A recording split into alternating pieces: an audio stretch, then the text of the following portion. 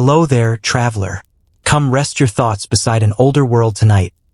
A world shaped by quiet earth, distant tides, and the slow turning of history beneath a pale northern sky. Before we drift deeper into this story, if these calm journeys through the past help you breathe a little easier, I invite you to subscribe and walk these ancient paths with me whenever you wish. And if you'd like, whisper in the comments where in the world you're listening from. It warms me to know where these stories find their homes. Now let your shoulders fall, your breath soften, and your eyes rest gently. For tonight, we begin in a land that still believes the morning will always be peaceful. Before sunrise, England lies beneath a pale, sleeping sky, resting in a silence so deep it feels as though time itself hesitates. The land stretches gently from northern hills to southern shores, washed in the faint blue glow that precedes the first breath of daylight. Nothing stirs except the soft movement of wind through grass and the quiet murmur of distant rivers. It is a peaceful hour, unaware of how fragile its stillness truly is. Across the countryside, fields arranged in long, patient rows soak in the last moments of night. These fields have known countless seasons, shaped by farmers whose lives follow the rhythms of soil and weather. Their plows have carved the same lines year after year, carving familiarity into the land. The dew on the grass reflects the soft light like tiny stars scattered across the earth, untouched by worry or suspicion. This is a land that trusts tomorrow to resemble today. A narrow river winds through the countryside with serene purpose. Its surface, smooth as polished stone, captures the fading shadows of dawn. Wooden boats rest quietly along the banks, tethered to posts worn by time. Their hulls creak gently as a mild breeze brushes against the water. The river remains steady and calm, carrying the memory of seasons long past. It knows nothing of danger, and nothing of the world beyond the horizon that will soon reach its shores. Nestled between fields and patches of forest, a small monastery sits like a stone guardian watching over the land. Built long before the memories of those living nearby, it stands with a quiet dignity. Its walls are cool, its courtyard silent, and its halls dimly lit by the earliest flicker of morning fire. A handful of monks begin their day in hushed tones, lighting candles, reciting prayers, and tending to tasks repeated so many times that they have become as natural as breathing. Inside, the rhythm of monastic life remains unbroken. Pages of parchment rest on wooden desks, unfinished texts waiting for ink and steady hands. Bread rises in warm ovens, its scent mingling with smoke from the hearth. The monks' voices create a low, soothing harmony that drifts through the corridors. Their world is one of devotion and routine, sealed away from thoughts of conflict or fear. Peace feels eternal here, held in the hands of men who have never known anything different. Outside the monastery walls, a narrow dirt path stretches toward a small village. Along the road, clusters of cottages sleep beneath thatched roofs dampened by morning mist. Doors open slowly as the first signs of life appear. Farmers step into the crisp air, rubbing sleep from their eyes, preparing for another day carrying out work that their fathers and grandfathers once did before them. The steady rhythm of rural life has shaped these families for generations, and change comes here like the turning of seasons. Slow, predictable, safe. A man kneels in front of his home, examining the soil that he will soon work. He lifts a handful of earth, weighing it thoughtfully before letting it trickle through his fingers. The smell of damp soil fills the air, familiar and comforting. Behind him, a child watches the birds settle on the cottage roof. The child smiles at their restless fluttering, unaware of the distant forces stirring in lands the villagers cannot name. Innocence rests easily here, untouched by the cold winds forming far beyond the sea. The village begins to wake as smoke rises from chimneys and soft chatter fills the air. People step into their roles with calm certainty, tending animals, preparing meals, mending tools. Their lives hold a quiet resilience, built on trust in their land and the predictability of their world. No one stands at the shore scanning the horizon. No one listens for foreign winds. To them, danger is a concept that exists only in tales spoken by travelers on long roads. From above, the land spreads out like a vast tapestry, woven from valleys, forests, and streams. Roads connect villages, monasteries, and markets like gentle threads binding the kingdom together. Even the roads themselves seem to breathe in the morning quiet, undisturbed by hurried footsteps or heavy wheels. Everything moves slowly, patiently, as though the earth itself finds comfort in the absence of urgency. Farther south, the kingdom of Wessex lies under a thin veil of mist, softening the outlines of its hills and homes. The scent of wood smoke drifts through the air. Traders set up small stalls near the marketplace, arranging goods with measured calm. The halls of local lords stand tall and quiet, their torches burning with a steady glow. In this land, peace is not just a blessing, it is the expectation. Generations have lived without fear of foreign armies or distant threats. Their concerns revolve around weather, harvests, and the health of livestock. Along the coast, dawn unfolds more slowly. Waves roll toward the shore in long, gentle strides. The sea holds a deep, rhythmic breath, neither rushed nor restless.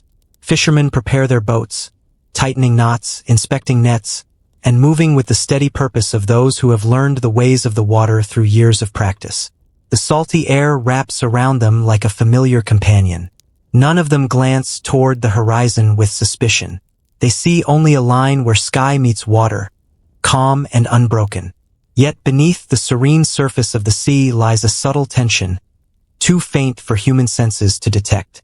A quiet shifting of the world's balance, carried in the heartbeat of distant nations.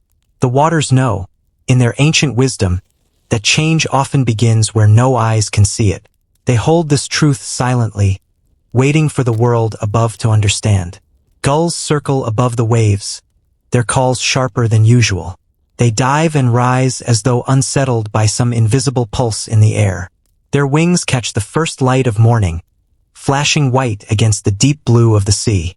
The shore remains empty except for these restless birds, but something unspoken lingers between their movements. An unease carried not by sound, but by instinct. England's people move through their morning without noticing the subtle shift. Conversations drift peacefully between neighbors. A shepherd guides his flock across a meadow. A monk wipes dew from a stone bench. A fisherman hums as he pushes his boat into the water. Every action is wrapped in the belief that the land is stable, the seasons kind, and the world familiar. But somewhere far beyond the horizon, beyond the edge of sight, forces stir that will reshape this land in ways its people cannot imagine. Not yet visible, not yet close, but present, quiet, patient, and growing with each passing moment. The morning remains calm, and the sky stays gentle. Yet deep beneath the surface of things, something begins to shift. In the days that followed the first northern violence, England did not yet understand what had begun, but something subtle shifted in the air. News traveled slowly in this age, carried by foot, by horse, by rumor whispered in markets. But fear often moved faster than any messenger. It drifted through the countryside like an unseen fog, settling in places where certainty once lived. Northumbria, the kingdom closest to the first wave of danger, felt the earliest tremors. What had once been a land shaped by calm rivers and quiet devotion now carried an unease that people struggled to name. Farmers continued their daily routines. Monks recited their morning prayers. Children played in open fields. Yet a weight hovered over everything. Light as breath, but impossible to ignore. The people could not say what was wrong, only that something invisible pressed gently but persistently upon their thoughts. The first messengers who rode south carried stories not yet polished by time. Their words were fractured, shaken, shaped by what they had seen but could not fully understand. They reached small villages with dust still clinging to their cloaks, speaking of sudden violence, of strangers appearing from the sea, of a quiet morning turned to chaos. Those who listened struggled to make sense of the stories. The world they knew felt too steady, too predictable, for such events to be real. In a village market, a traveler described the northern unrest to a group of traders arranging their goods. His voice was uneven, his hands trembling slightly. Some listened with wide eyes, others with skepticism, believing these tales to be exaggerated warnings meant to stir fear. But even as some dismissed the stories, the atmosphere of the market changed. Conversations grew quieter. People glanced toward the horizon more often. The familiar sounds of daily trade seemed to fall under a veil of uncertainty.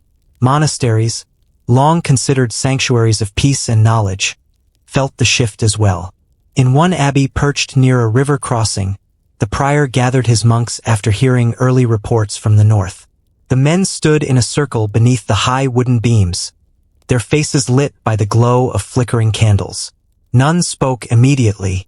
They listened to the rustle of wind through the stone corridors, aware that the stillness they relied on could be broken. Though their lives revolved around faith and study, they were not blind to the fragility of the world outside their walls. Farther south, the fear took longer to reach. But when it did, it arrived not as panic, but as a quiet, creeping unease. It lingered in conversations at wells, in the pause before a farmer opened his door, in the widened eyes of a shepherd scanning the horizon as he guided his flock. England had known troubles before. Famine, local feuds, harsh winters, but this felt different. This felt foreign, distant, unpredictable. Along the coast, fishermen who had always trusted the rhythm of the sea began to notice changes. The wind carried a sharper edge. The waves felt heavier, as though the ocean held its own secrets. Boats were pulled farther inland at night. Families living near the shore lit fewer lamps after sunset, choosing instead to gather in dim rooms, speaking softly as though something outside might be listening. The sea, once a familiar neighbor, took on a new and unsettling character. Messengers continued their path southward, some carrying written reports sealed with wax, others relying on memory alone. Their horses moved quickly along narrow forest tracks and broad Roman roads alike, hooves echoing across the land. Lords in their wooden halls listened to the messengers' accounts with deepening concern. Some dismissed the warnings as isolated incidents, believing no foreign threat could reach far into their kingdom. Others understood the weight of what they heard and began preparing quietly, sharpening weapons, reinforcing watchtowers, instructing guards to keep a closer eye on the coastline. In one hall overlooking a river bend, an elderly lord studied a map carved onto a wooden table. The rivers, fields, forests, and settlements were etched with careful detail. He traced his fingers along the coastline, sensing the vulnerability that had once felt impossibly distant. Around him, his advisors murmured in low voices, their expressions tense. Though they tried to maintain calm, the atmosphere in the hall had grown heavy. The Lord closed his eyes for a moment, listening to the crackling of a nearby fire, aware that the peace of his land rested on fragile ground. As the fog of fear drifted southward, it did not arrive with sudden storms or violent disruptions. Instead, it settled slowly, quietly, touching each corner of the kingdom in its own time. In a small chapel beside a wooded path, a priest paused mid-sermon, his voice faltering as he sensed the weight of the murmurs spreading among his congregation. In a farmhouse on a hillside, a mother tightened her embrace around her sleeping child, unsure why the night felt colder than usual. In a forest clearing, a hunter paused and looked toward the coastline miles away, sensing a shift in the air that he could not explain. The fog was not a physical mist but a feeling, an awareness that the world was larger, more unpredictable, and far less sheltered than people had believed. It moved through England like an echo carried by wind, touching markets, monasteries, halls, and homes alike. Some resisted it, clinging to the familiar routines of life. Others accepted it quietly, knowing that change often arrived long before anyone recognized its presence. By the time the first weeks had passed, the fear had settled across much of the land, not as panic but as anticipation. Something distant had stirred, something unfamiliar and uninvited. Though few knew what shape it would take, the kingdom felt it waiting beyond the horizon. Silent, patient, and undeniably real. Morning light still touched the fields with the same gentle glow, and rivers continued their timeless passage toward the sea.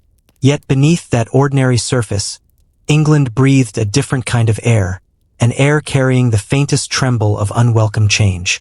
A quiet tension stretched across the land, soft as early mist drifting over open fields, and just as impossible to ignore. The first raid had struck with the force of a single spark, but the years that followed carried something different. Something persistent, recurring, and deeply unsettling. Along the North Sea coast, the rhythm of daily life began to fracture under the weight of repeated blows. What once felt like an isolated tragedy slowly revealed itself as the beginning of a pattern, a dark tide that rose with each passing year.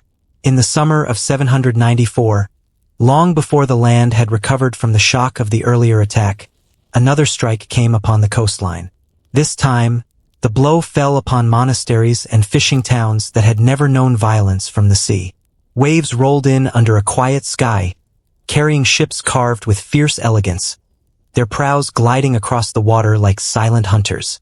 The raiders moved quickly, emerging from the mist with the precision of men who had learned the weaknesses of their enemies.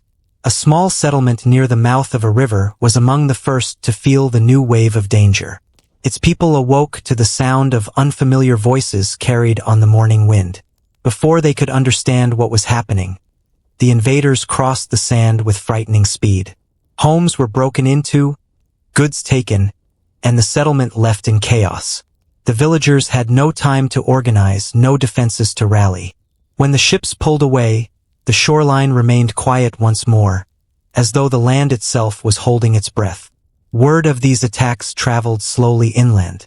Farmers carrying grain to market heard frightened whispers at the roadside.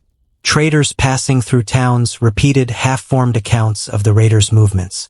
The stories changed with each retelling, colored by fear, confusion, and disbelief. Some imagined the invaders as mythical creatures, others as soldiers from distant, unknown realms. But the truth, though less fantastical, was far more unsettling. These were men who had discovered a land unprepared for their arrival, and they returned because they knew the coast was vulnerable. By 796, the northern coastline had become a place of restless vigilance. Fishermen no longer ventured far from shore, and many brought their boats onto higher ground each night. Villages that had once slept with open doors now barred them at sunset. Monasteries began posting lookouts along riverbanks, though many still held hope that the earlier violence had been a grim anomaly. But hope, while comforting, offered little protection. In one monastery perched near a cliff overlooking the sea, monks gathered nightly to pray for the safety of their brethren. The abbot, an elderly man whose beard carried the gray of decades spent in quiet study, found his thoughts drifting more often to the vulnerability of his flock. He walked the corridors with a lantern, listening for the wind's shifting tone, wondering whether the peace they clung to was merely the last echo of a world already changing. The raiders returned again and again, sometimes in small groups, sometimes in larger bands. Each raid was swift, precise, and brutal. The North Sea, once seen as a barrier, had become a bridge through which danger flowed. Its waves no longer carried only fish and trade, but the possibility of sudden loss. Along the coastline, families began to rethink their place near the water. Some moved inland, searching for towns that felt farther from harm. Others stayed, convinced that abandoning their ancestral homes was a fate worse than the fear of invasion. A few even formed small watch groups, positioning themselves along dunes or forest edges to search for silhouettes on the horizon. But the raiders were skilled at choosing their moments. They appeared only when the sea and sky aligned in their favor, often in fog so thick that even the nearest shapes blurred into uncertainty. In 798, a large monastery near the river Ware became a target. Known for its learning and its library of sacred texts, it held treasures both spiritual and material. The monks there had felt an increasing unease for months, frequently discussing the possibility that the violence of earlier years might find its way to their doors. Some believed their holy work would protect them. Others feared that their very wealth made them a target. Their fears proved justified. The attack came at dawn. Fog clung to the ground in heavy sheets, muffling sound and obscuring sight. When the raiders appeared on the river, their ships glided forward without warning, barely visible until they were almost at the bank. By the time monks sounded their bells, the invaders were already at the monastery gates. The halls filled with shouts, the clatter of footsteps, and the crash of wood splintering under axe blows. Books, relics, and tools lay scattered on the floor as men fled through narrow passageways, searching for any escape. When the attackers withdrew, the air carried the smell of smoke and salt. The loss of the monastery sent a tremor through the entire region. News spread with unusual clarity, reaching kings, nobles, and common folk alike. It was no longer possible to pretend that the raids were isolated events. A pattern had formed, one that stretched from the northernmost shores down toward the heart of the land. Questions lingered in the air, unspoken but present in every wary glance. How far would the raiders travel? Would they someday strike deeper inland? Could the kingdom defend itself against an enemy that came from the sea? By the early years of the 800s, the coastline bore visible signs of weariness. Watchtowers, once used sparingly, now remained manned throughout the night. Villages fortified their entrances with wooden palisades. Farmers moved their livestock to safer ground, and markets grew quieter as people looked to the water with cautious eyes. The sea, once a symbol of abundance and opportunity, had become a threshold through which fear repeatedly entered. In some towns, the sound of waves crashing against the shore became associated not with peace, but with memory of flames rising from distant cottages, memory of hurried footsteps in the sand, memory of voices speaking in harsh, unfamiliar tongues. These memories lingered long after the raiders were gone, settling into the minds of those who survived. Yet even under the weight of this new reality, life continued. Fields were planted, boats repaired, children born, prayers spoken. The land did not surrender itself to despair, though it carried fear like a shadow stretching from the coastline inward. Each new season brought both hope and uncertainty, because no one knew whether the raiders had taken what they wanted or merely tested the defenses of a land they planned to return to. Throughout these years, the North Sea remained deceptively calm. Some mornings, it glittered gold beneath a rising sun. Other days, it rolled dark and quiet beneath clouds. Its surface revealed nothing of what traveled across it. And so the people watched it with caution, unsure whether the next ship to appear would bring trade or terror. Between 794 and 804, the rhythm of raiding embedded itself into the memory of the coast. A decade of sudden storms, silent landings, and swift departures carved fear into the land's quiet edges. The raids did not yet conquer kingdoms or topple thrones, but they cracked the illusion of safety that had rested along England's shores for generations. The coastline, once a place of open trust, now lived under a veil of restless expectation. An understanding that danger could rise from the sea without warning, carried by ships guided by men who knew the coastline better with each passing year. And though many hoped the danger might fade, the tide carrying the raiders toward England had only just begun to rise. For more than a century, the twin monasteries of Monkwearmouth and Jarrow had stood like pillars of learning along the northeastern coast of England, their libraries rich with knowledge gathered from distant lands. Built under the vision of dedicated monks, these houses had nurtured scholars, copied scriptures, illuminated texts, and preserved wisdom in a world where such things were fragile. Their stone walls had weathered countless winters, their church bells had rung through generations, and for all that time, the world beyond seemed distant and manageable. The monks believed the sea to be a companion, not a threat. Ships came only rarely, and when they did, they carried traders or pilgrims seeking shelter.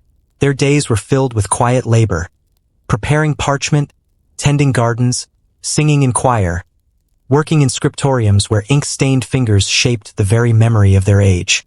The halls echoed with the steady scratch of quills, the low hum of voices reciting psalms, and the gentle thump of footsteps moving through cloisters polished by centuries of habit.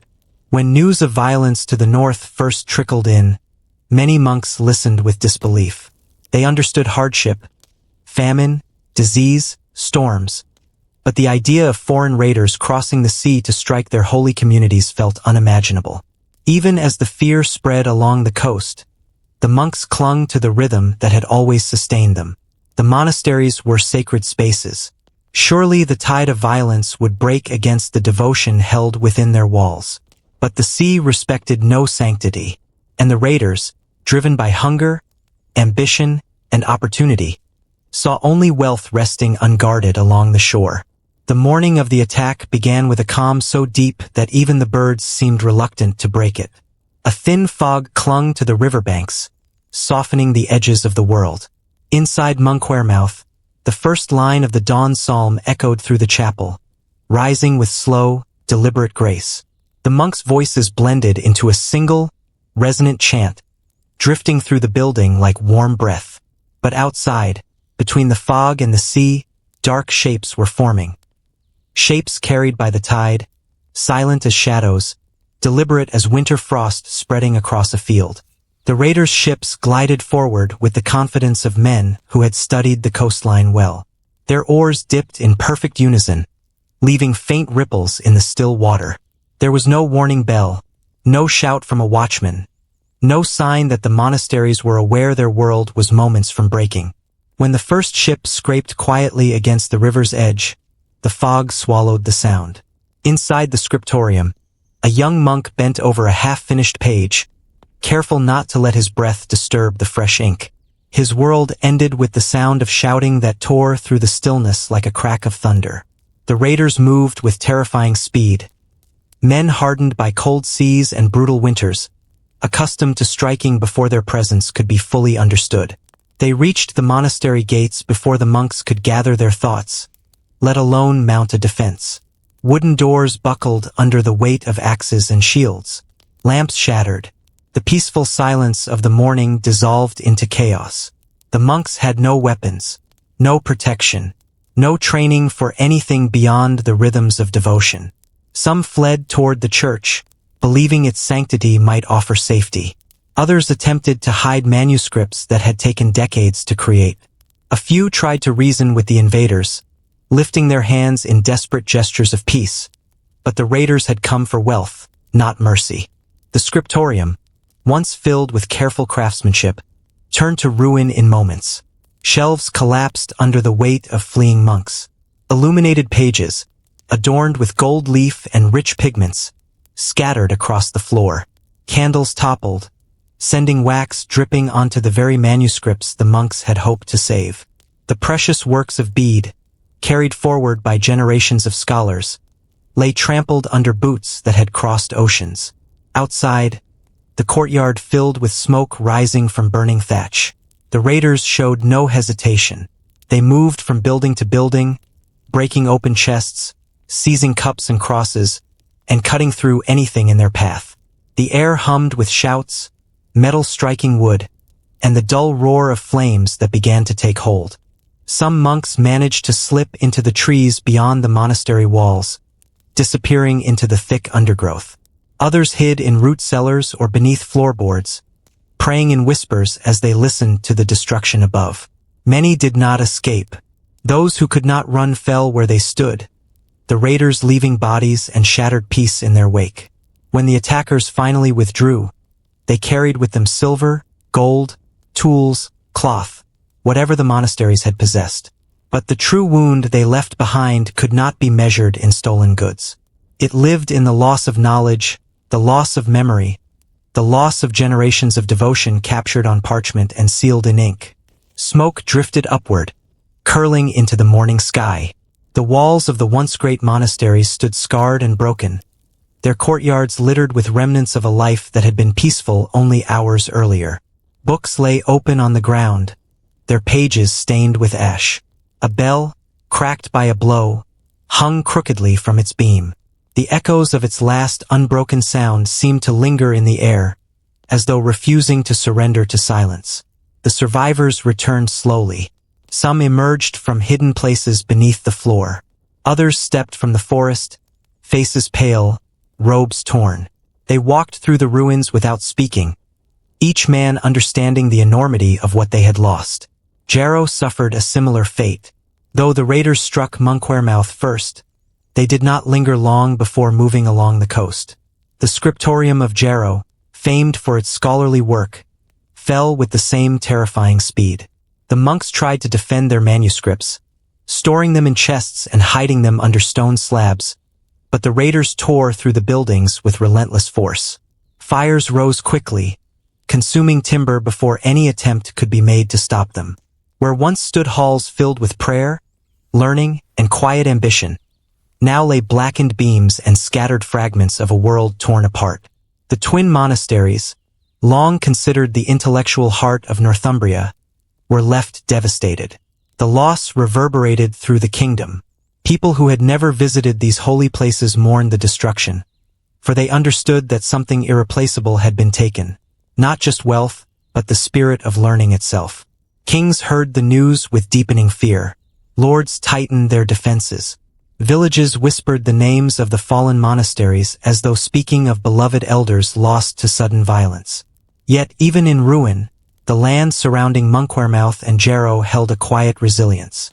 The smoke faded, the flames died, and though the manuscripts were scattered and the walls broken, the memory of what the monasteries had once been did not vanish. It lingered like the last embers of a dying fire, soft, faint, but still alive. And as the weeks passed, travelers along the coast noticed something different in the air. Not hope, not certainty, but a somber understanding that the world had changed, and would continue to change, in ways no kingdom could yet foresee. In the northern lands where mountains met cold seas, life was shaped by a stark balance of beauty and hardship. The people of Scandinavia lived close to the edge of survival, their world dominated by long winters, thin soil, and forests that stretched farther than any single lifetime could measure.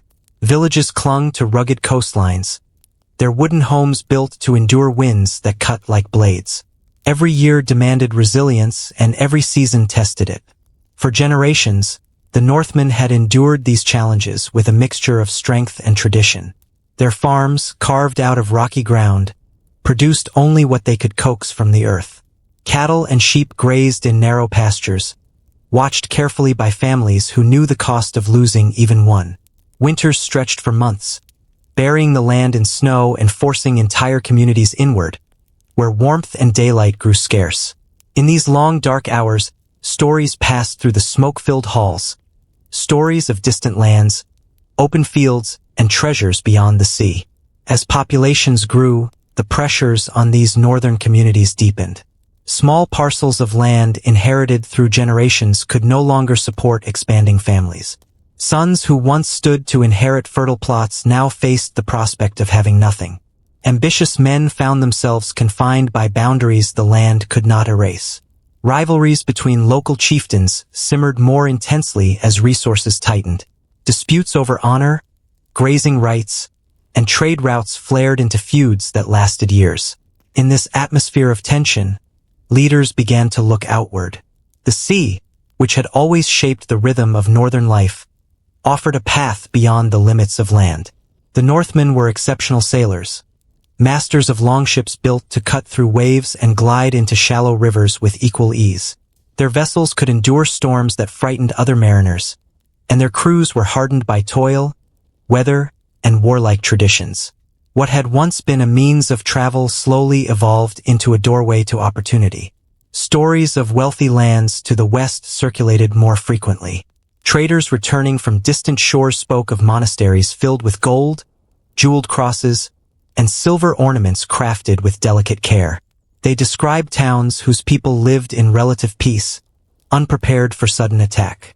They spoke of fields richer than those of home, of livestock abundant, of unguarded coasts stretching for miles. Though these accounts were often embellished, they offered something the North needed: hope. Leaders listened. Warriors listened. Young men listened most of all. This was a time when honor and reputation shaped a man's place in society. Victory in battle, wealth gained abroad, and loyalty to one's chieftain elevated status. Without land or inheritance, many saw seafaring and raiding as the only path toward recognition. A single successful expedition could provide the silver needed to buy land, marry, or rise within the ranks of a leader's retinue. Those who returned with spoils became figures of respect. Those who died in battle were remembered through stories sung beside the fire. The pressures of the North did not simply encourage raiding, they demanded it. Harsh winters limited the growing season. Failed crops forced communities to seek sustenance elsewhere. Trade existed but was unreliable, often hindered by distance or conflict.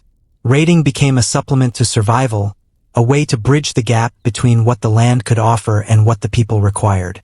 As the first raids proved successful, the idea spread quickly. Returning warriors brought not only wealth but knowledge.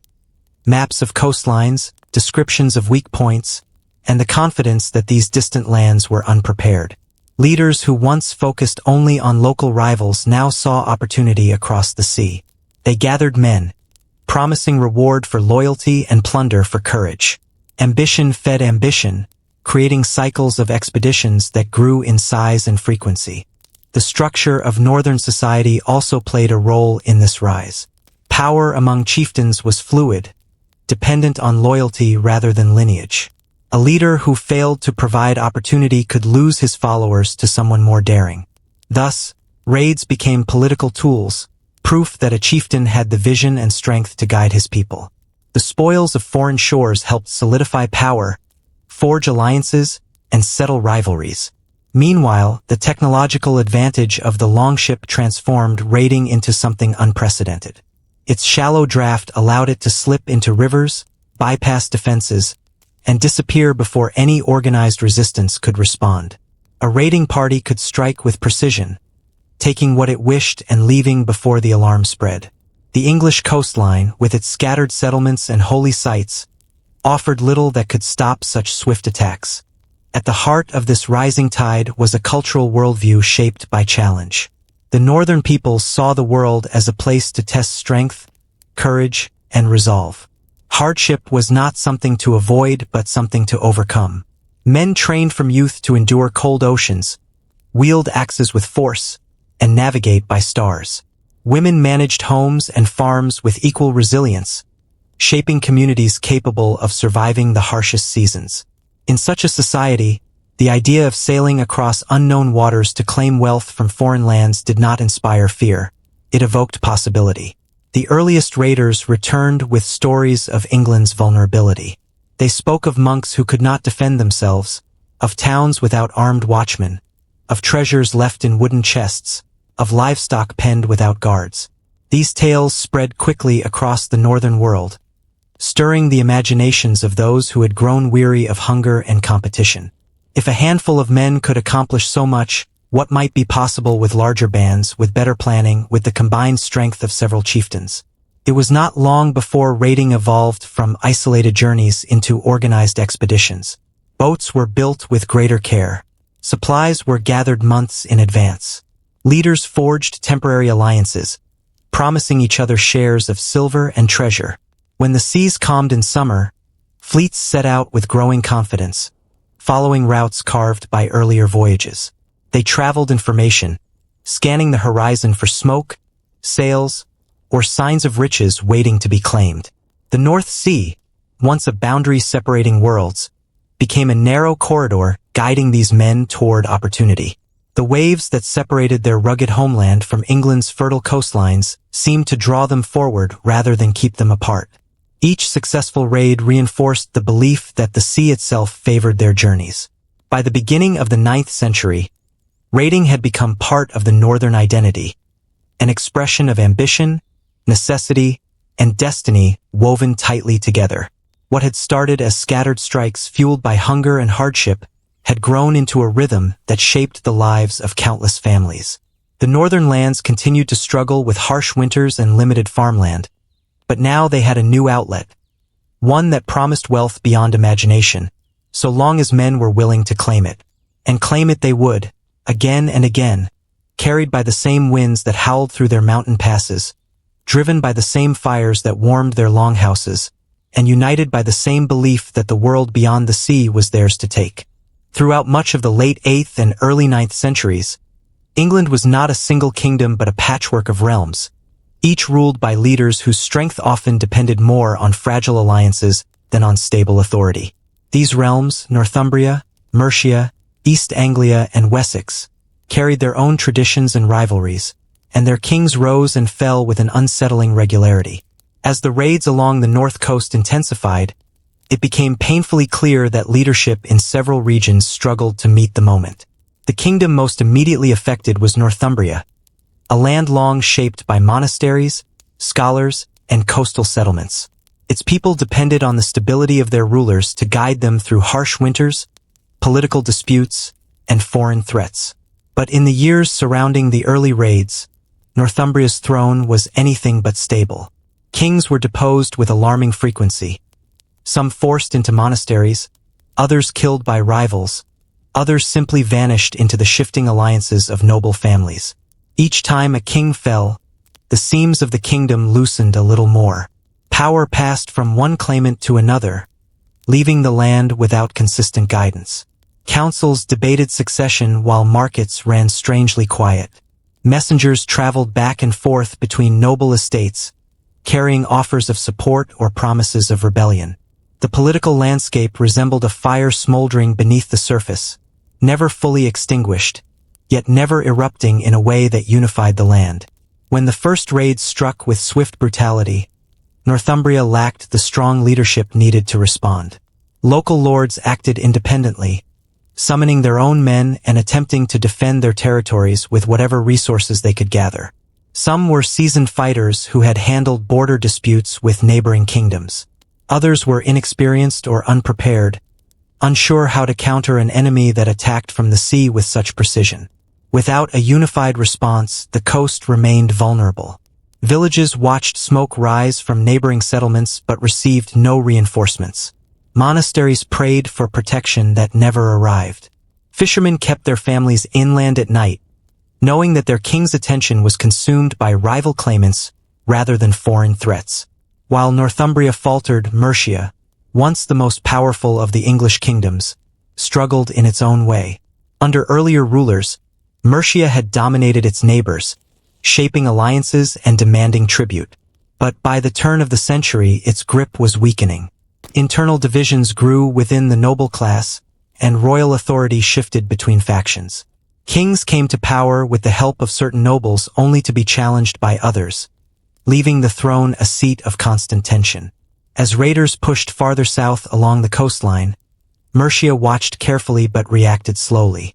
Its leaders debated strategies, unsure whether the rumored raids were isolated incidents or omens of a larger threat. Some dismissed them entirely, believing that the kingdom's distance from the northern coast kept it safe.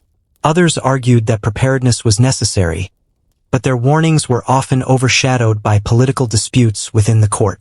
The longer these disagreements lasted, the more vulnerable the land became. Raiders learned the pattern of delayed responses. They discovered which river mouths lacked strong fortifications, which monasteries possessed wealth without guards, and which trade routes carried goods that could be seized with little resistance. Their attacks grew bolder, reaching areas that had never expected foreign intrusion. In East Anglia, the threat felt distant at first. The kingdom lay farther down the coastline, sheltered by geography and by the assumption that foreign invaders would not travel so far without being stopped. But as news of the northern and midland raids spread, anxiety grew. East Anglia's leadership lacked the size and influence of its larger neighbors, and while its rulers understood the need for defense, their military capacity was limited. The fear that had drifted southward now settled across their shores, clinging to the fishing villages and marshlands with quiet weight. Each kingdom, in its own way, faced challenges that weakened its ability to defend its people. Some suffered from political disunity. Others lacked military strength. Still others underestimated the persistence of the raiders, believing that the foreign attacks would eventually cease. But the truth was that the raiders had discovered a land unprepared for prolonged assault, and they exploited each weakness with growing confidence. The royal halls of England during this period reflected these tensions. Fires burned steadily in large hearths, casting flickering shadows across wooden beams and carved pillars. Nobles gathered around long tables, voices raised in disagreement as they debated the nature of the threat. Some urged caution, arguing that resources could not be wasted on distant coastal defenses. Others insisted that the kingdom's survival depended on swift and decisive action. But these councils rarely ended in unity. The divisions that had always existed between regions and families now deepened as fear began to shape every conversation. In Northumbria, the failures of leadership grew most apparent when the monasteries of Monkwearmouth and Jarrow fell. The shock of their destruction should have prompted immediate action, but the throne struggled to respond. Messages sent to the king were delayed by disputes among nobles or lost amid political upheaval. By the time a plan was formed, the raiders had already moved on, leaving smoldering ruins where centers of learning had once stood. Villagers looked to their rulers for protection but received little more than reassurances or half-measures. Patrols were increased in certain areas, but without coordinated authority, these efforts were uneven and often insufficient. Some villagers fled inland, believing that the king's reach could not safeguard them. Others stayed, hoping that the next raid would fall upon someone else. Fear took root in these communities, growing deeper with each passing season. Meanwhile, the raiders recognized the absence of a unified defense. Their ships returned repeatedly, guided by knowledge gained from earlier expeditions. They understood which regions were weakened by political infighting, which rulers lacked the ability to mobilize quickly, and which river mouths could deliver them deep into the heart of a kingdom before any warning reached its leaders. This understanding shaped their strategy, turning England's internal instability into an opportunity that the Northmen exploited with precision. Even in moments when kings attempted to act, their efforts were hampered by mistrust within their courts. Ambitious nobles questioned their decisions, withheld support, or used the chaos as a chance to strengthen their own positions. Armies raised to defend the coastline often dispersed before reaching their destination, undone by internal conflict rather than foreign attack. The raiders did not need to create disunity, England did that to itself. Yet despite the failures of leadership, the land's people did not surrender to despair. Small communities organized their own defenses, building wooden barricades or forming lookout posts along the coast. Families shared supplies and knowledge, hoping that unity among neighbors could compensate for the weakness of their rulers. Monks rebuilt shattered walls, determined to preserve whatever texts had survived earlier destruction. Farmers returned to their fields, unwilling to let fear dictate their existence. But these courageous efforts, though admirable, could not substitute for the strength of a united kingdom. Without firm leadership, the land remained exposed. The raiders could strike where they wished, when they wished, knowing that England's kings were too divided, too distracted, or too unstable to mount an effective resistance. As seasons changed and the raids intensified, the truth settled quietly across the land. The danger that arrived from the sea was undeniable, but the danger born of weak leadership was far greater. The people waited for a leader strong enough to meet both. In earlier years, Mercia had stood as one of the strongest realms in England, its influence stretching across borders with confidence and authority. Markets thrived under its watch, villages expanded, and rival kingdoms once bowed to its power. But as dawn after dawn brought new stories of violence from the northern coasts, Mercia began to feel the tremors of a threat that did not respect boundaries. The first hints of danger arrived in stories carried by traders who traveled along the great Roman roads. They spoke of raiders who moved not only along the sea but into river mouths, slipping past the shoreline and traveling silently into the heart of the land. Their descriptions unsettled the listeners. Ships gliding through morning fog, warriors appearing without warning, settlements struck far from the sound of crashing waves. These accounts spread quickly, reaching Mercia's markets, monasteries, and royal halls. At first, the kingdom doubted the truth of such tales. Mercia was inland, guarded by forests, rivers, and wide expanses of fertile land. Many believed that any threat from the sea would be stopped long before reaching their borders. But as more news arrived, now carried by frightened refugees rather than traders, the skepticism faded.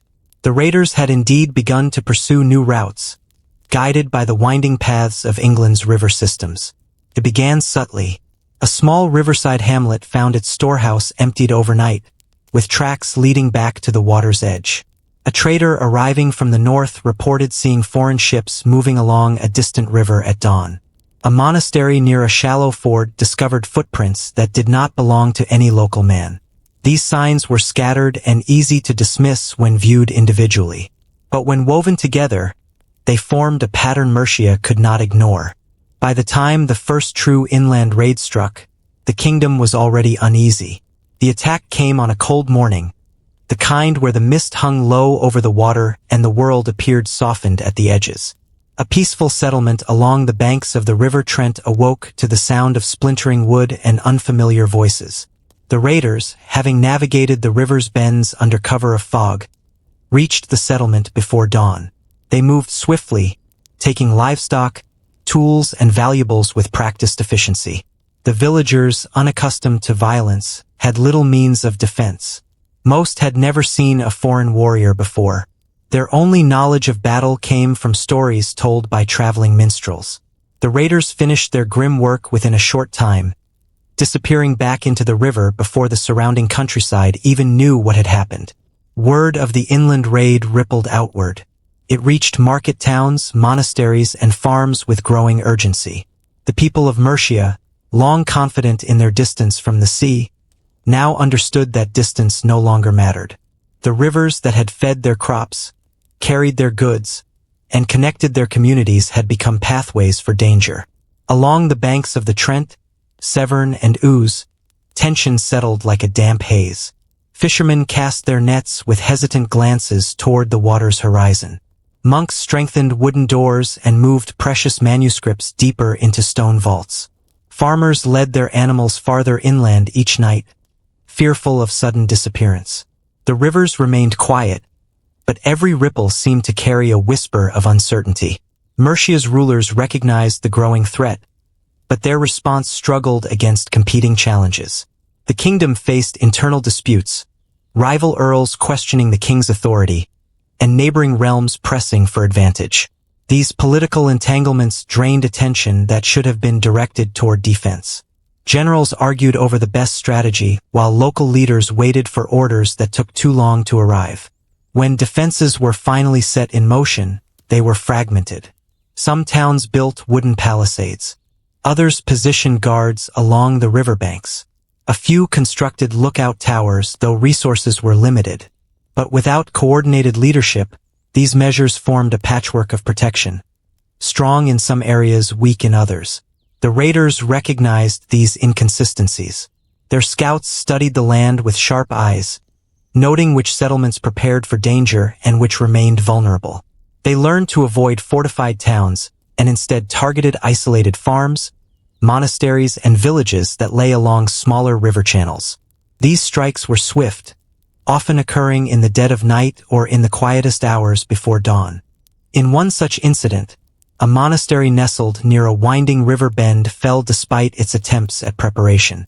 The monks had posted watchmen and strengthened their outer walls, but the raiders used boats small enough to travel up narrow streams, bypassing the areas under surveillance. They arrived without sound, their footsteps masked by the rustling of reeds. By the time the alarm bell rang, the attackers were already inside the outer courtyard. Candles sputtered as the raiders moved through the buildings, taking anything of value and leaving fear in their wake. In towns farther inland, the raids created a shift in daily rhythms. Markets began earlier and ended sooner.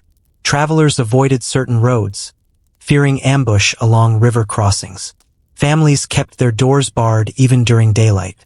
Silence settled over communities that once buzzed with laughter, trade, and song. The threat that drifted through the kingdom felt unpredictable, and unpredictability weighed heavier than the raids themselves. Mercia's ruling court attempted to project confidence. Royal messengers delivered proclamations promising safety, order, and the eventual expulsion of the raiders. Soldiers were dispatched to key river towns. Scouts patrolled forested paths. But the people knew the truth. Soldiers could not be everywhere, and the raiders, unbound by roads or predictable routes, could strike wherever the rivers led. The kingdom's fear deepened as the raiders began to shift their tactics. Instead of striking small villages, they targeted central trade points, places where goods from across the land converged. These attacks not only caused fear, but disrupted the very economy that supported Mercia's stability.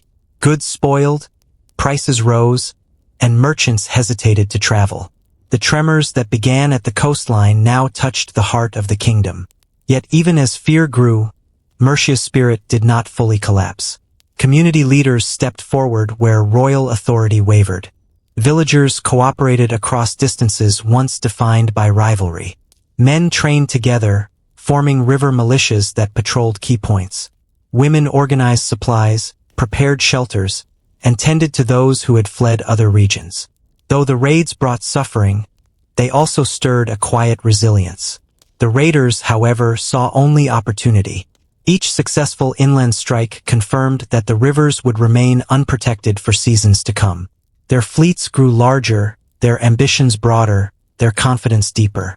They moved farther along the waterways, studying the land with the patience of hunters who knew they were not yet in danger. By the early years of the 9th century, Mercia understood a truth that reshaped its identity. The sea was no longer the only place where danger arrived. The rivers, once symbols of prosperity and connection, had become silent threads tying the kingdom to distant lands it had never seen. Through these waterways, the raiders entered Mercia's heart, leaving behind fear, uncertainty, and a deeper awareness of the world beyond its borders. The kingdom trembled, not from a single blow, but from the growing realization that the threat had learned to move where it was least expected. And in that understanding, Mercia faced the long shadow of a conflict it could no longer ignore. For years, the kingdom of Wessex had watched the turbulence spreading across the north.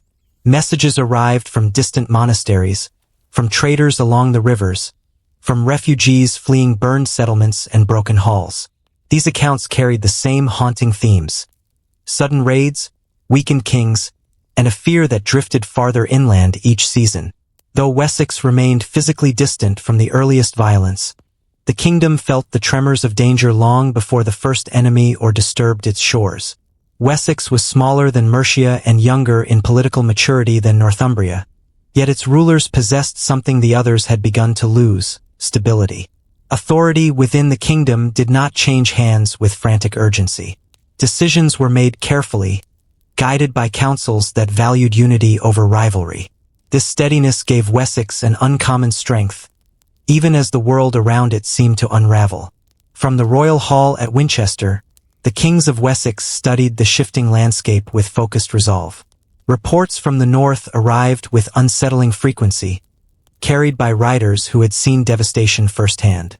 They spoke of monasteries in ashes, of river towns emptied before sunrise, of villages where life had changed overnight. Each message deepened the understanding that the storm would not remain confined to the northern and central realms. Among the courtiers, concern grew quietly but steadily. Advisors gathered around maps etched into polished wood, tracing the routes that raiders had used to push inland. They examined the shape of the coast, noting weak points and promising to reinforce them. The king listened with measured calm. He understood what many others did not. The threat was not a passing wind but a growing force. And if the storm reached Wessex, the kingdom would stand or fall based on preparation, not hope. The people of Wessex felt this change in the air as well. Though violence had not yet touched their homes, stories drifted southward like winter birds seeking warmer land. At markets, traders spoke in hushed voices about northern disasters. Monks traveling between monasteries shared details of raids with trembling hands. Even shepherds tending their flocks on the downs sensed the unease, glancing more often toward the distant horizon. Along the southern coastline, fishermen grew cautious. They had long lived with the rhythm of tides and storms, trusting the sea's moods as one trusts an old companion. But the sight of foreign sails in northern waters, described by messengers as black silhouettes against pale skies, changed their perspective. Boats were drawn farther inland at night, and lanterns burned lower, as though dimming the lights would discourage unwelcome visitors. Despite the fear, Wessex maintained an outward appearance of calm. Its villages continued their work, plowing fields, tending livestock, weaving cloth, shaping tools. Children played in open spaces, running through tall grass as though danger were part of some distant tale. Life moved steadily, but beneath the surface, the kingdom prepared with quiet diligence. The royal household ordered the repair of old fortifications and the construction of new earthworks. Watchtowers along the southern coast received fresh timber and additional guards. Training grounds, once used only occasionally, became daily gathering places for young men learning the weight of shields and the rhythm of spear drills. These preparations were not born of panic but of foresight, shaped by rulers who understood that stability meant little without defense. What set Wessex apart during these years was not its size or wealth but its sense of duty. While kings in other realms argued over succession or waited for neighboring kingdoms to act, the kings of Wessex accepted that no one would come to protect them. They would face danger alone. If alliances came later, they would be welcomed. But for now, the kingdom relied on its own strength. In the heart of Winchester, the king consulted with elder advisors, men who remembered earlier decades of conflict and whose wisdom came from experience rather than ambition. They encouraged caution, urging the king to conserve strength rather than exhaust resources in distant conflicts. Their guidance shaped Wessex into a realm that responded not with haste, but with discipline. This discipline extended to the clergy as well. Monasteries in Wessex had watched with grief as holy houses to the north fell before the raiders. Their abbots understood that sacred walls offered no shield against steel. Inspired by this awareness, they worked closely with local lords, reinforcing monastery boundaries, hiding precious manuscripts deep in stone chambers, and training younger monks to remain vigilant. These monasteries became more than places of prayer. They became guardians of the kingdom's memory.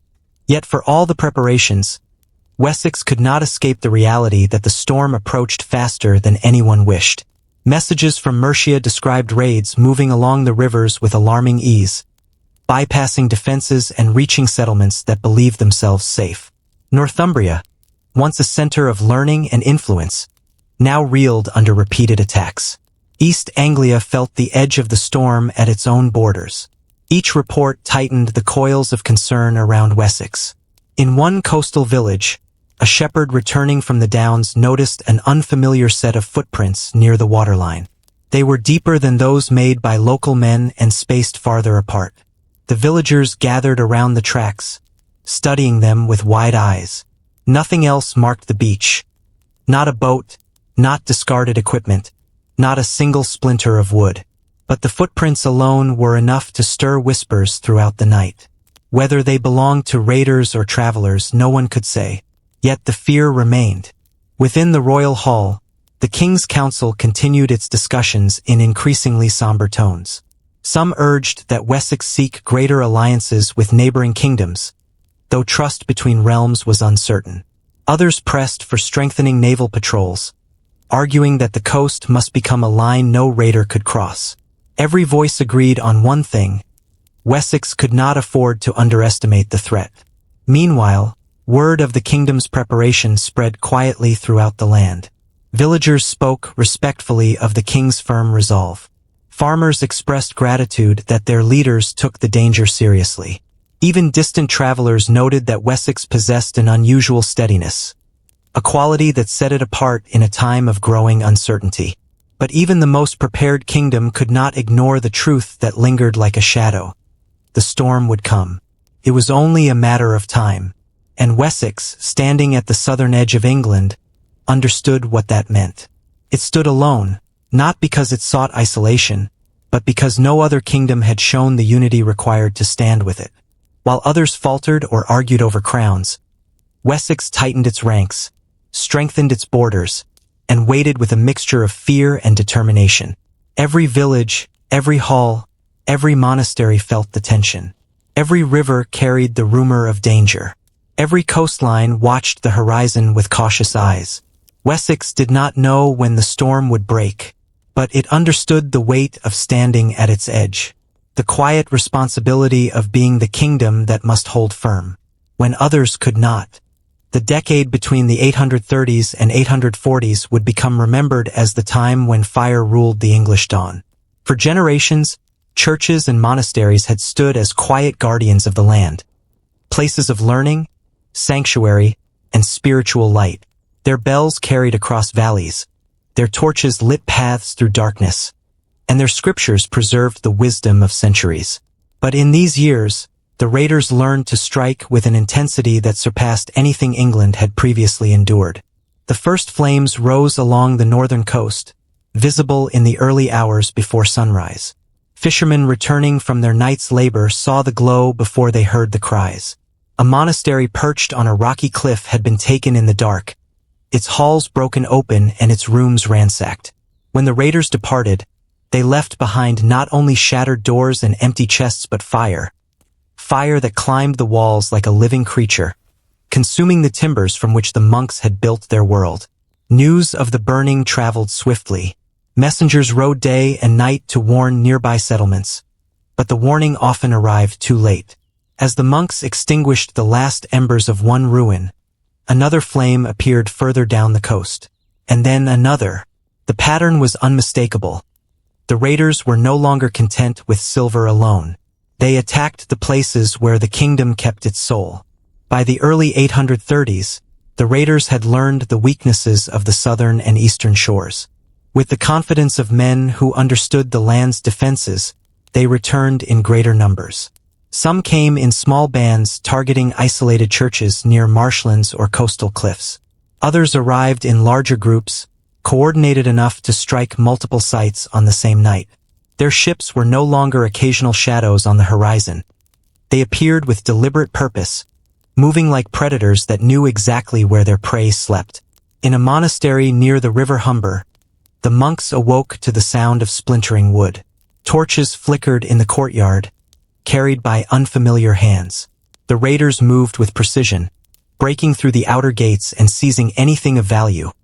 Crosses of bronze, chalices of silver, tapestries woven with scenes from scripture. Manuscripts were torn from shelves and piled into sacks. When the raiders had gathered what they wanted, they hurled torches into the scriptorium, the flames taking hold of parchment and timber alike. The glow of the burning scriptorium spread across the night sky, seen by shepherds miles away. They stood on the hills, helpless, watching the fire devour the written memory of generations. The bells of the monastery rang for as long as they could, but eventually the rope burned through and the bell fell silent.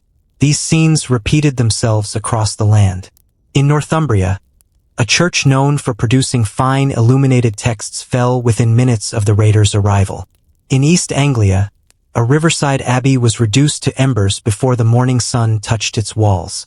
In Kent, villagers found their chapel still smoldering when they returned from hiding, the altar stone cracked by intense heat. The Great Burning was not a single event. It was a season of destruction that stretched across years. The raiders understood that churches were more than structures of wood and stone. They were centers of wealth, storehouses of knowledge, and symbols of unity. Destroying them weakened not only the kingdom's treasure but its identity. The fire that consumed their walls consumed something deeper as well. The monks who survived these attacks carried the weight of sorrow. Many fled their ruined homes, seeking refuge in larger monasteries further inland. They arrived with singed robes, soot-stained faces, and manuscripts saved at the last moment. Some carried fragments of scripture wrapped in cloth. Others brought nothing but memory. The grief of losing their spiritual homes etched itself into their voices, shaping the stories they told in the halls where they found shelter. One monk from a burned abbey near the River Tyne described the moment he realized the raiders had come not only for silver but for destruction itself. He had hidden beneath a wooden staircase, listening to the shouts above. When the flames finally reached him, he emerged through a side door into the night, carrying only a small gospel book pressed against his chest. Behind him, the light of the blaze illuminated the hillside. He could not bring himself to look back a second time. As the attacks grew more frequent, lords along the affected regions attempted to respond.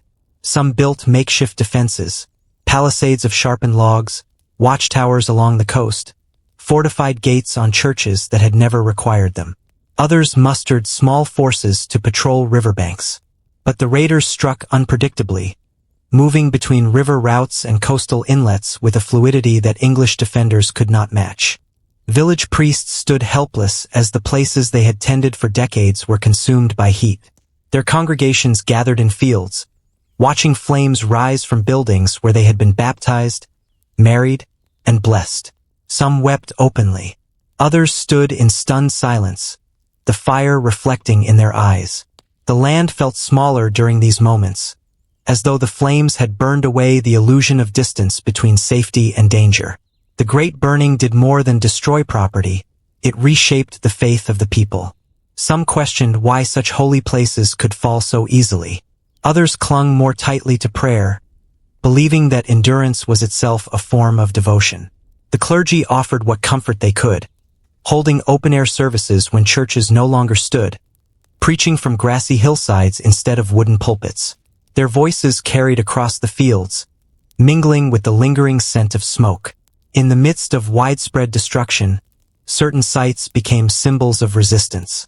One church in Mercia, reinforced by a ring of stout earthworks, managed to repel a raiding party after a fierce struggle. Villagers from miles around gathered under its remaining roof, feeling for the first time a sense of possibility. But the victory was small, and the church bore scars that would never fully fade. And for every protected sanctuary, there were dozens more left defenseless. The raiders, emboldened by success, expanded their targets beyond the coast. They traveled inland along rivers, searching for monasteries nestled in fertile valleys or beside forest clearings. The flames rose in places where fire had never been seen before, places where the bells had once rung only for worship or celebration. The churches became landmarks of loss, their ruins standing like blackened skeletons against the landscape. As the decade progressed, the smoke of burning churches became a familiar sight. Villagers learned to recognize it by its distinct shape, thick, dark, rising from a single source rather than drifting from many hearths. When this kind of smoke appeared on the horizon, men gathered their families and fled to hills or forest hideouts. Women carried children and the elderly across uneven paths. Livestock were released rather than left to be slaughtered. Everyone learned the signs of approaching danger. The destruction reached such an extent that even kingdoms previously untouched began to feel its weight. Wessex observed the pattern with a solemn understanding that their turn might soon come. Mercia, shaken by repeated losses, found its confidence in retreat. East Anglia feared that the raiders had unlocked a path that could bring fire to any church in the land. By the end of the 840s, the landscape of England bore visible scars from the Great Burning. Charred timbers jutted from the ground where churches had once stood. Stone altars sat exposed to the sky, their wooden coverings long since reduced to ash. Cracked bells lay half-buried in soot, silent testimonies to the violence that had swept across the kingdom. The air in many regions carried a lingering scent of burnt oak and parchment. Yet even in the ruins, life continued. Monks rebuilt with whatever materials they could find. Rough beams, simple thatch, stones collected from riverbeds. Villagers offered help, carrying water, lifting stones, or gathering fallen debris. Churches rose again, smaller than before, their walls less adorned, their treasures gone. But their presence symbolized a kind of quiet defiance, the belief that faith could endure even when its vessels were broken. Children born during these years grew up with memories of fire on the horizon, of nights spent in hurried flight, of stories whispered around hearths about churches that had burned without warning. These memories shaped an entire generation's understanding of the world. They learned early that safety was fragile, that danger moved swiftly, and that the land could change in ways their ancestors had never imagined. The Great Burning did not end with triumph or defeat. It ended only because the raiders shifted their focus to new ambitions, leaving behind a landscape altered by flame. England emerged from the decade with fewer treasures, fewer sacred halls, and fewer illusions about the permanence of peace. The churches that survived stood as quiet reminders of resilience. The ones lost lived on only in memory, their ruins blending slowly into the earth they once sanctified. And across the kingdom, the embers of destruction glowed faintly long after the last flame had died, marking a chapter in the land's history that no generation would forget. By the middle of the 9th century, a subtle but defining shift emerged along the coasts and river valleys of England. The raiders who once appeared with the summer sun, striking swiftly before returning to distant homelands, began to stay. Their presence no longer vanished with the turning seasons. Instead, wooden structures rose where waves met shore, fires burned long past autumn, and the familiar rhythm of invasion gave way to something more enduring. These early winter camps were small at first, a cluster of tents, a ring of wooden stakes, a clearing made in marsh or forest. They formed wherever raiders found shelter, along tidal rivers, beside abandoned villages, on defensible hills overlooking estuaries. What began as a place to mend ships, repair weapons, and divide spoils gradually transformed into a base from which to explore deeper into the land. The decision to remain through winter reshaped the nature of conflict. Until this point, the danger had followed a predictable pattern. Raiders arrived with warm weather, attacked, gathered what they wanted, and departed before the seas grew treacherous. But when they no longer returned home at season's end, the English kingdoms faced something entirely different: a permanent foreign presence within their borders. The first significant winter camp appeared near the marshlands of East Anglia. Its location was chosen with care. Dense reeds provided concealment, while shallow channels allowed ships to slip in and out with ease. The invaders built a series of low wooden huts using timber cut from nearby forests. Smoke drifted through the cold air as fires burned day and night. The camp grew more organized with each passing week. Storage pits for food, enclosures for animals, and central hearths around which warriors gathered to plan future raids. As winter settled on the land, the surrounding villagers watched with growing dread. They had long believed the cold months offered respite from fear, that storms and frozen waves forced raiders to return north. But this new development stole that comfort away. Farmers scanned the horizon with anxious eyes. Fishers avoided the waters closest to the camp. Entire communities moved their winter stores farther inland, hiding them in barns, caves, and hollowed trees. The raiders, however, saw winter differently. Staying in England meant avoiding the perilous northern seas and gaining direct access to fertile lands, rich monasteries, and vulnerable river routes as soon as spring returned. They no longer needed to prepare for long voyages home. Their ships remained anchored in sheltered inlets, maintained and ready.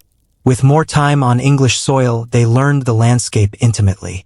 They studied the patterns of tides, the weakness of local defenses, the distances between settlements. Their scouts explored forest paths and river crossings, mapping the land with the instincts of seasoned hunters. What had once been foreign terrain gradually became familiar ground. In Mercia, rumors of the winter camps spread with quiet urgency. Traders spoke of foreign fires glowing in the marshland, of men patrolling the edges of the reeds even in the dead of night.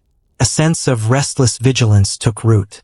Villagers who once relied on the cycle of seasons to bring peace now realized that the old certainty had vanished. Local lords attempted to assess the danger, sending small groups of warriors to observe the camps from a distance. These scouts reported seeing fortified perimeters rising around the encampments. Wooden palisades driven into the earth, shallow trenches dug to slow attackers, platforms constructed for lookout duty. The raiders were not merely staying. They were establishing footholds. One scout described a scene that lingered long after his return. He had crept beneath the branches of a frostbitten tree overlooking the camp at dusk, watching as the raiders gathered around their fires. Some mended cloaks, their breaths visible in the cold air. Others sharpened axes or prepared meals over iron cauldrons. Children played near the huts, small figures bundled in furs, their laughter carried across the wind. Women worked beside the men, splitting firewood, repairing nets, and tending to wounded warriors. This was not a temporary war band. It was a community. The presence of families made the reality undeniable.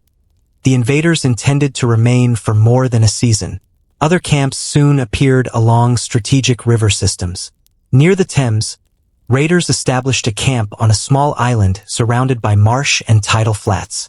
The location offered natural defenses, and ships could be positioned on all sides.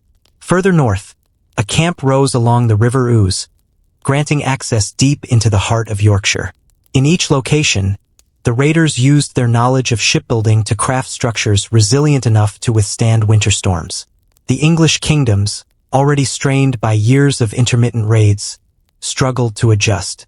Armies could not surround every camp. Supplies were limited, and winter weather made long campaigns difficult. Lords debated strategies, torn between protecting their own lands and attempting coordinated action. Some argued for immediate assault, fearing the camps would become permanent strongholds if left unchecked. Others believed that attacking in winter risked greater losses than waiting for spring. As the debates continued, the camps grew stronger. In East Anglia, the winter camp evolved into a fortified settlement. Longships rested on wooden supports while craftsmen repaired hulls and shaped new planks.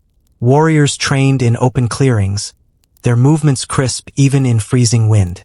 The sound of axes striking would echoed through the marshes. Smoke from dozens of fires drifted across the landscape, visible for miles. Villagers living nearby adapted in their own ways. Some fled inland, carrying whatever belongings they could manage. Others remained, hoping the raiders would leave them in peace if they offered little resistance. A few were captured during skirmishes, forced into labor within the camp or traded among the invaders. Human lives became part of the economy that sustained the foreign presence. The arrival of spring did not bring the expected withdrawal. Instead, the raiders surged outward from their winter bases with renewed strength. Their ships, repaired and stocked through the cold months, launched with precision.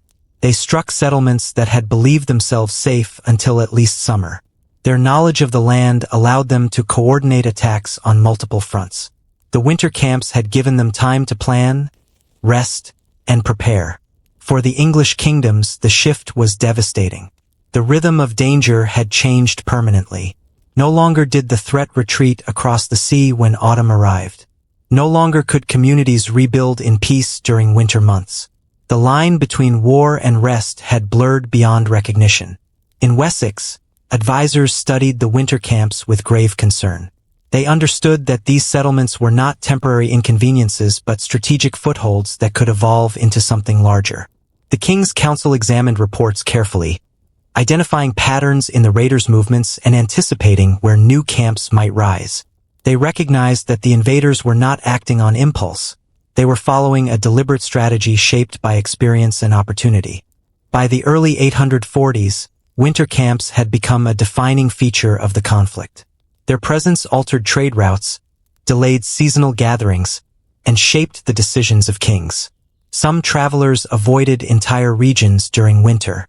Pilgrims journeyed inland instead of along the coast. Markets shrank in size as merchants feared traveling near rivers. The raiders had not conquered kingdoms outright, yet their influence reached deep into the land's daily rhythms.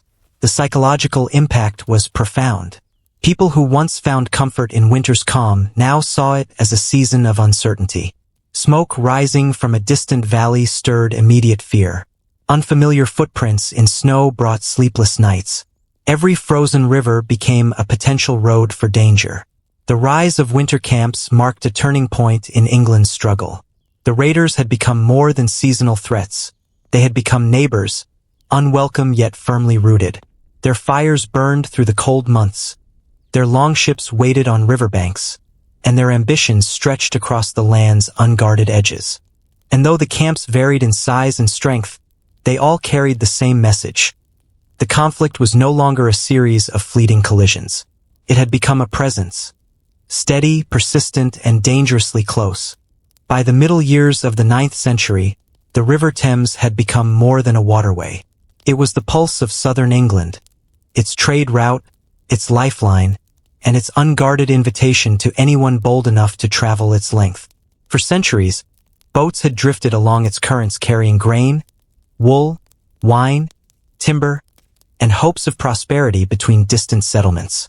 But as the raiders tightened their grasp on the coasts and established winter camps inland, the Thames gained a new meaning. It became a road into the very heart of the kingdom.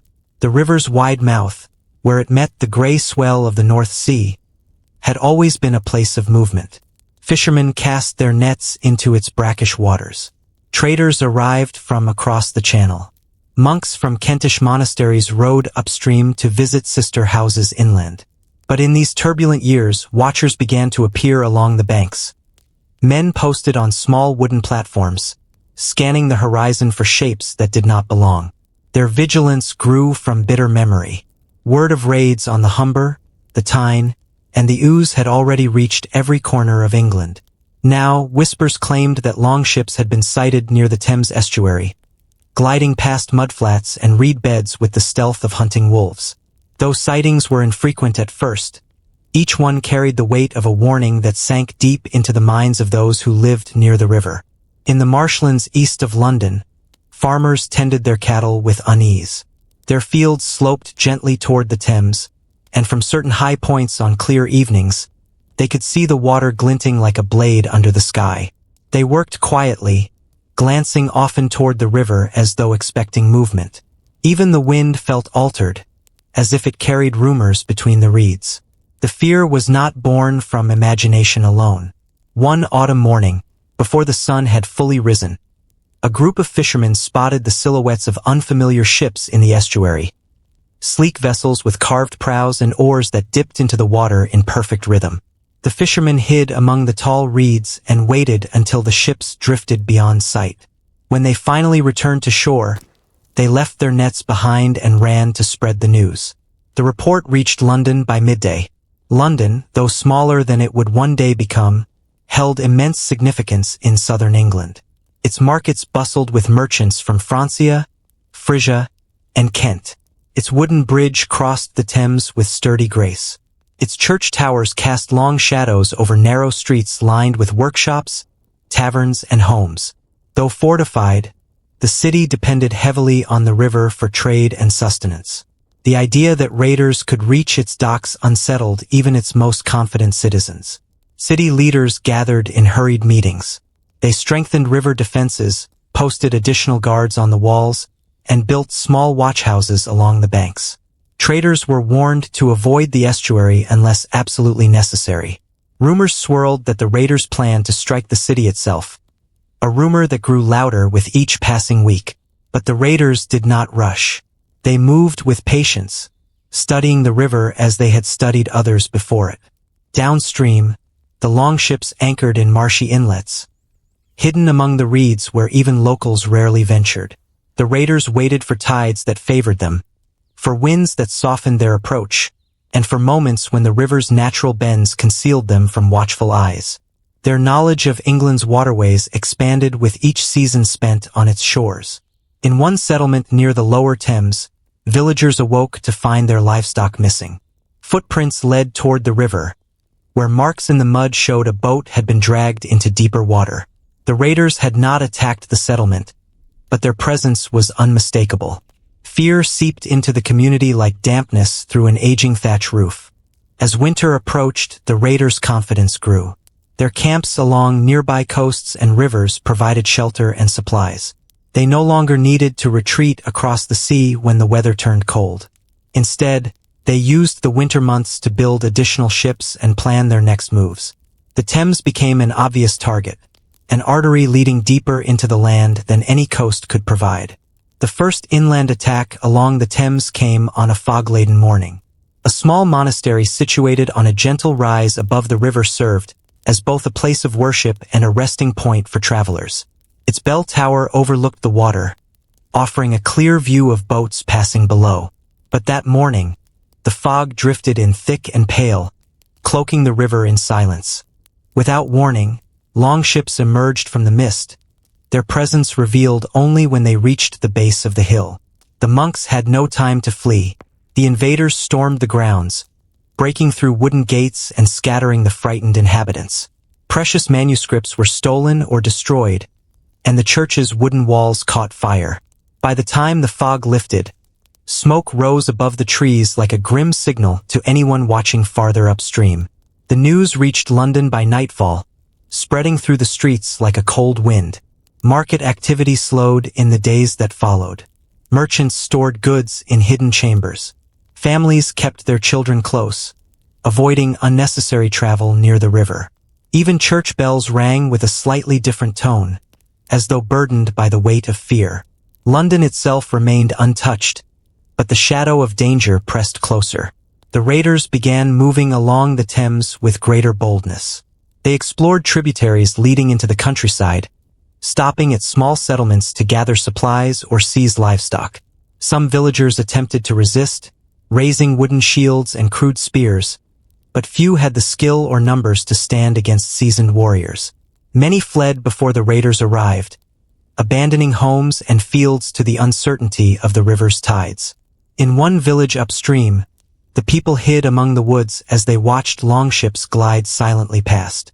The sight of the vessels moving so confidently through the river they had known all their lives struck them with a sense of helplessness.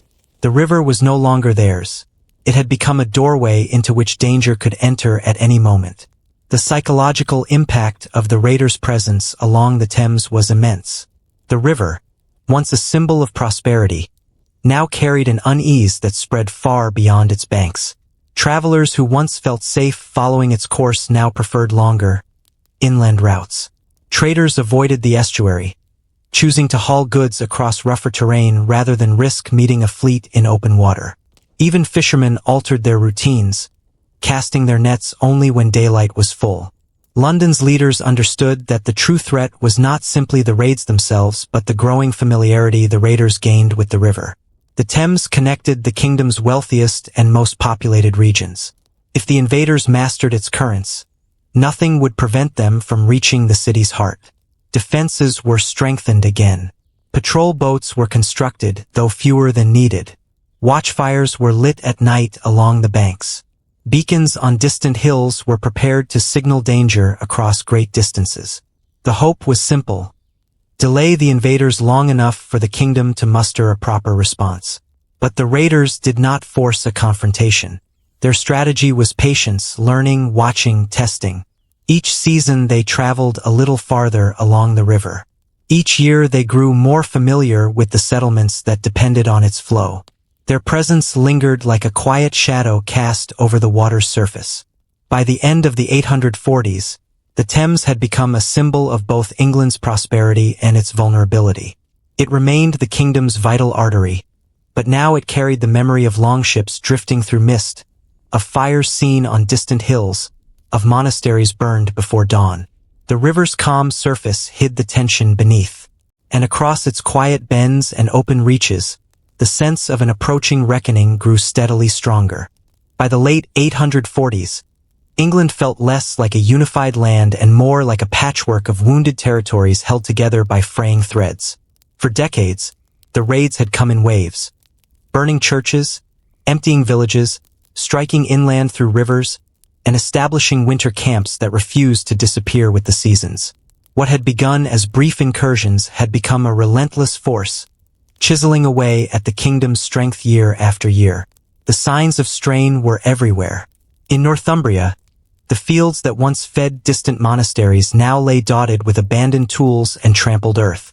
Farmers worked with a wariness shaped by years of shattered routine. Children learned to recognize the distant scent of smoke not as a sign of cooking fires, but as a warning.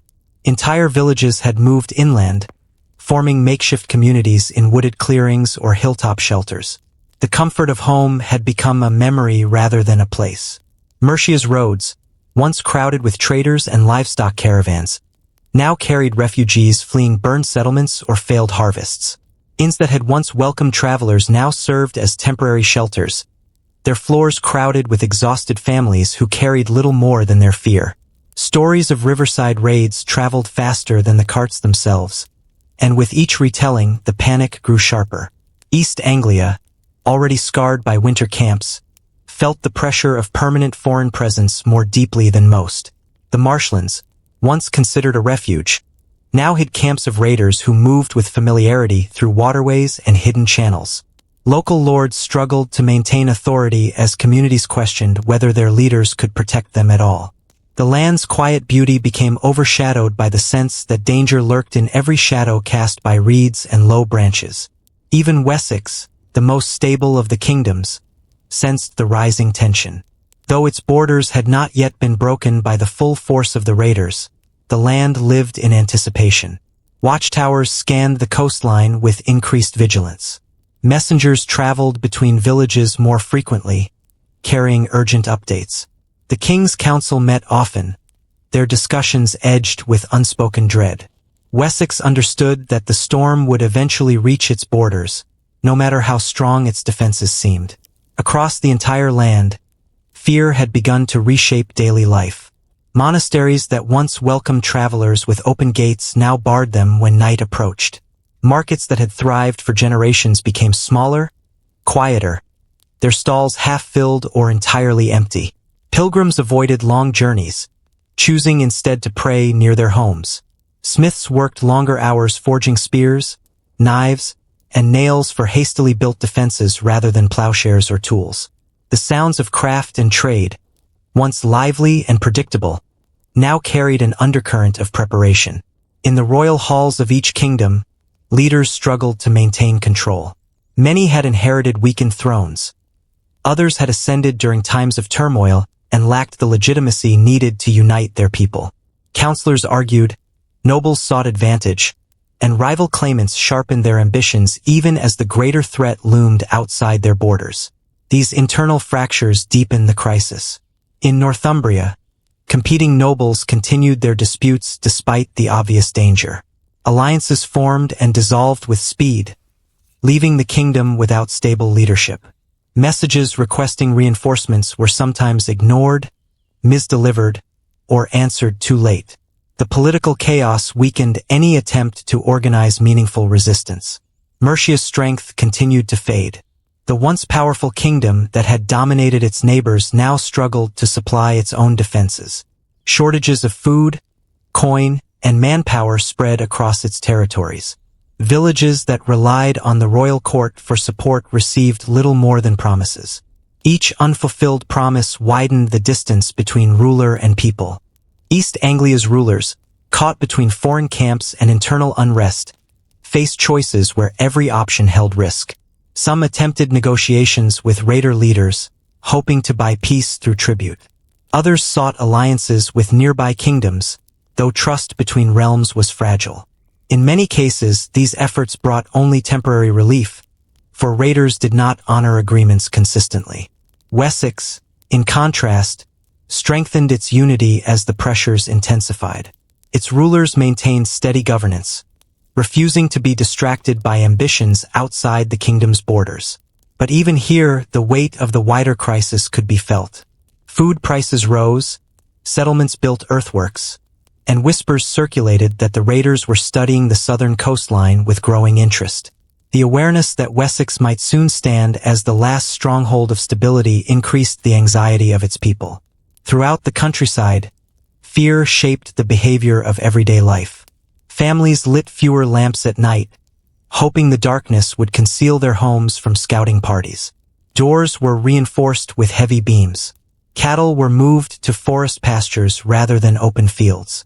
Villagers developed small signals, stones placed on paths, tree branches arranged in certain ways, smoke patterns, to warn one another of danger without making noise.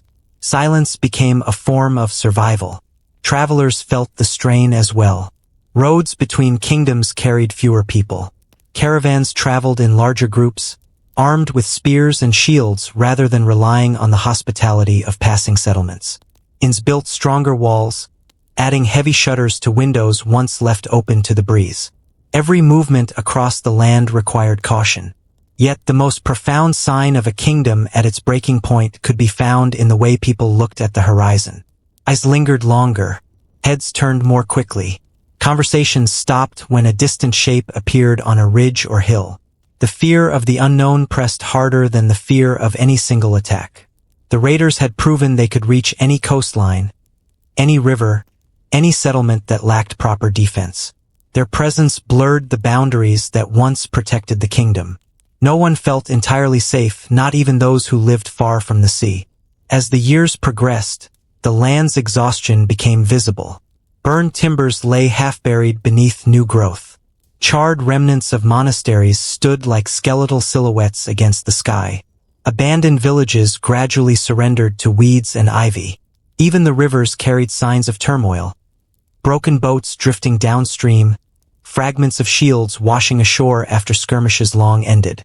And yet, beneath this sorrow, England endured. Communities rebuilt what they could. Fields were replanted. New halls rose where old ones had fallen. Monks resumed their work, copying texts by dim lamplight.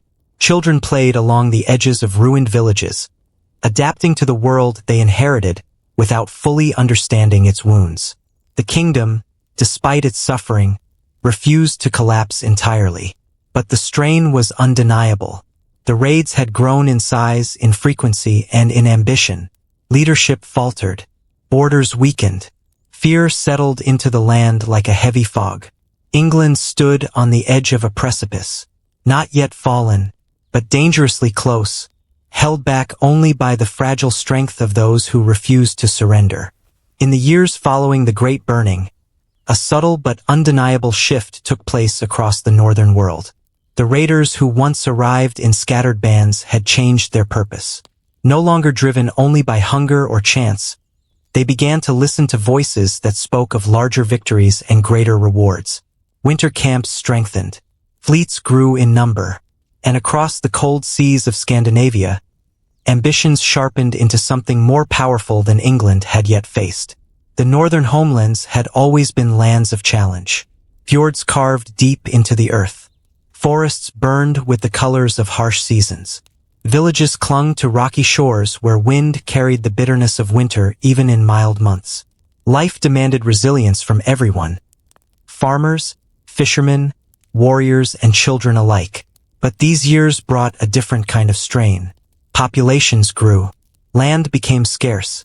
Rivalries between chieftains flared, simmered, then burned again. In smoky longhouses, leaders spoke of opportunity. They remembered the raids of earlier decades, the ease with which English monasteries had fallen, the treasure taken with barely a fight, the rivers that carried ships into the heart of foreign lands. Stories of wealth traveled between settlements like sparks carried by wind. Men who had never crossed the sea began to imagine doing so. Those who had returned from England carried stories of weak kings, divided realms, and undefended borders.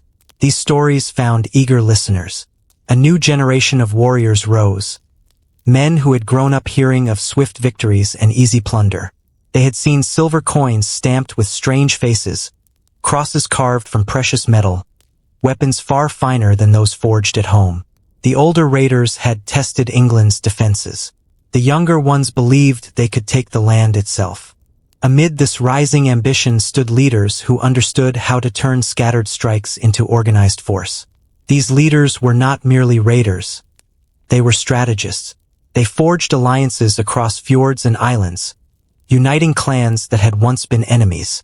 Under their direction, fleets began to gather in larger numbers.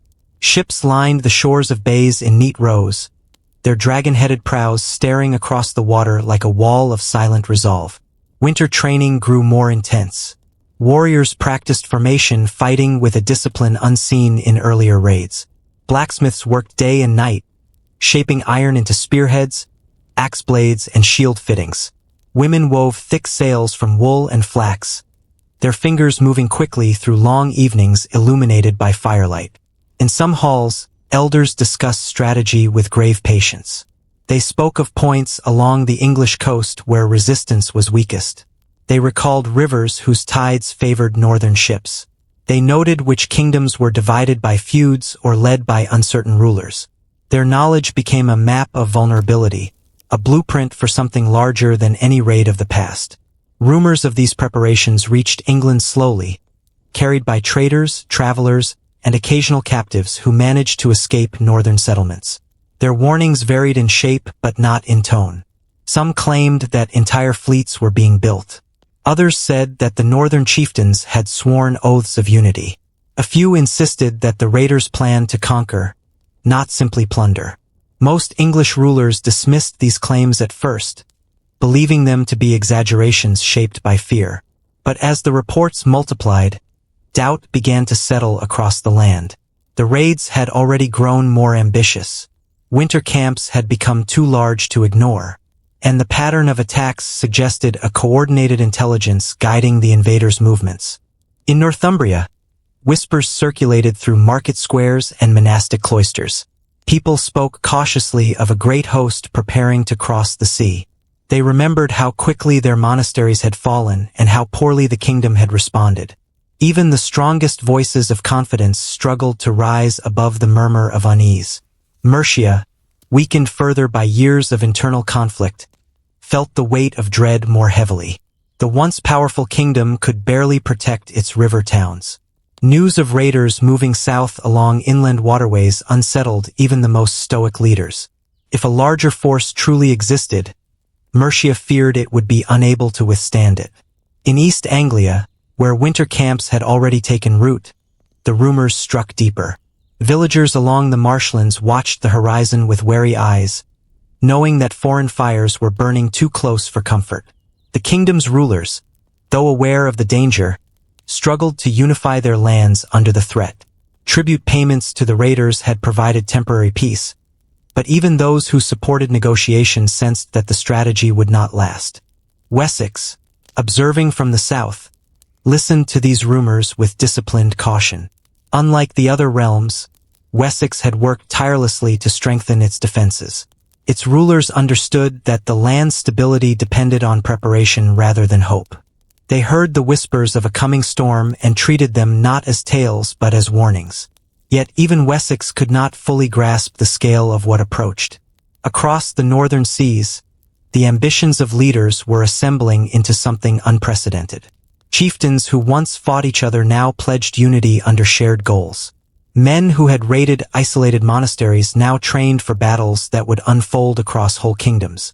The fleets being prepared were not meant to appear, strike, and vanish. They were meant to stay.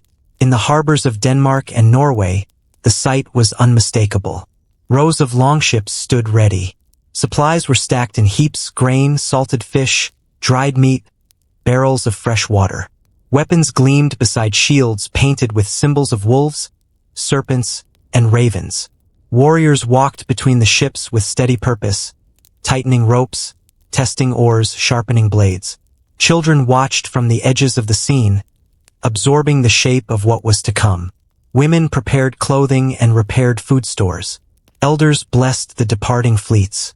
There was no secrecy in these preparations.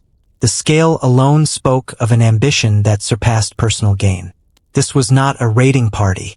This was an army in waiting. Across England, the signs of approaching disaster grew clearer each month. Travelers reported seeing scouts along the coasts, men in small vessels studying tide patterns and landing sites. Fishermen whispered of foreign ships lingering just beyond the horizon. Monks recorded strange omens in their chronicles. Flocks of birds changing their migration paths, unexpected storms sweeping the coasts, dreams filled with fire and steel.